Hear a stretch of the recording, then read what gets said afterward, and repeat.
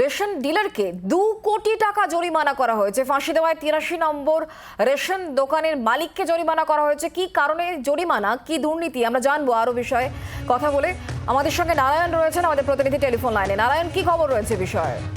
দেখুন, জানা যায় গত বছর খাদ্য দপ্তর একটি অভিযান, খাদ্য দপ্তরের কাছে একটি অভিযোগ জমা পড়েছিল যে রেশন দোকানের মালিকের বিরুদ্ধে। সেই রেশন দোকান হচ্ছে ফাঁসিদা ব্লকের 83 নম্বর রেশন দোকান। তার মালিকের নাম হচ্ছে মোহাম্মদ আব্দুল হাকিম। তার বিরুদ্ধে অভিযোগ ছিল যে তিনি ভুয়ো রেশন কার্ড বানিয়ে খাদ্য দপ্তর থেকে চাল, আটা, তেল এই সমস্ত রেশনের দ্রব্যাদি তুলত। মূলত ফাঁসিদা ব্লক, দেখো এই ব্লকের বেশিরভাগটাই সীমান্তবর্তী এলাকা এবং চা বলায় রয়েছে।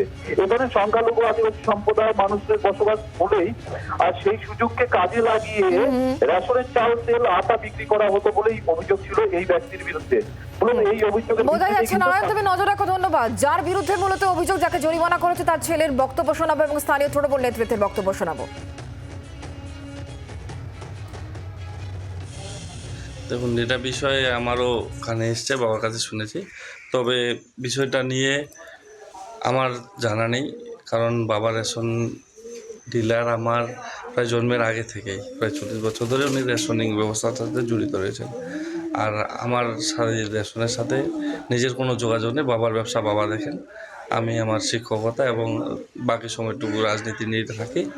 তবে যতটুকু বলবো এটুকুই, তদন্ত চলছে এবং ইতিমধ্যেই অফিসের দিক দিয়ে যা করার করছেন, তাতে যেটা উঠে আসবে আমাদের ওই সব অফিসিয়াল ব্যাপার, যেটা ব্যাপার জানা নেই, আমি আর কিছু বলতে চাই না। পাল্টা বিজেপির তরফ থেকে শঙ্কর ঘোষ কি বলেছেন, শুনুন। এই যে ব্লক সভাপতি হয়েছে, আমার যতদূর সম্ভব ইনি তৃণমূল করতেন, বেরিয়ে গেছিলেন, পরে আবার ভোটে দাঁড়িয়েছিলেন, ভোটে হেরেছেন। একসময় অভিষেকবাবু বলেছেন যারা বেরিয়ে গিয়ে দাঁড়িয়েছেন তাদেরকে নেব না, একে নিয়েছিলেন। এরা আসলে জনগণের পয়সা মেরে গ্রামে গঞ্জে কোটি কোটি টাকা কামিয়েছে।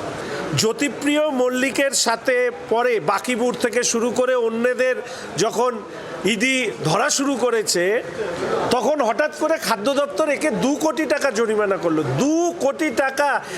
তা এখন বলা হোক যে এই ওর বাবা যে এত টাকা কামিয়েছে, 2 কোটি টাকা, একটা রেশন ডিলারের 2 কোটি টাকা ভাবা যায়?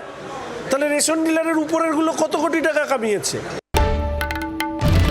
বাংলার আওয়াজ, বাঙালির আবেগ, জি 24 ঘন্টা।